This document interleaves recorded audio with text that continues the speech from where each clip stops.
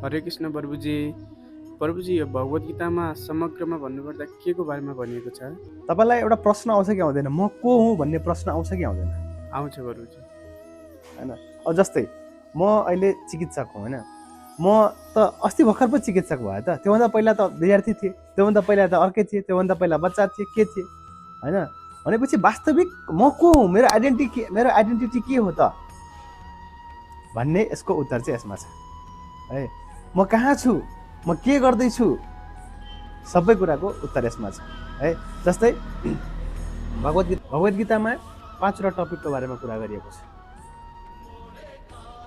जीवात्मा, प्रकृति, कर्म, काल र परमात्मा है। म को हुँ? म जीवात्मा हुँ। म कहाँ छु? म प्रकृतिमा छु। म के गर्दैछु? म कर्म गर्दैछु। कसको अधीनमा कर्म गर्दैछु? कालको अधीनमा कर्म गर्दैछु। भविष्यकाल, वर्तमानकाल, भूतकाल। र यो सबै कुरा के को लागि गर्दैछु त भन्दाखेरि यो चाहिँ गर्नुपर्ने खासमा कार्य के हो त भन्दाखेरि यो चाहिँ परमात्मासँग जोडिनको लागि चाहिँ, योग हुनको लागि चाहिँ हामीले चाहिँ भगवान परमात्मासँग जोडिनको लागि चाहिँ हामीले यो सबै क्रियाकलापहरू गर्नुपर्ने हो। त्यही भगवत गीताले भन्छ। हरे कृष्ण।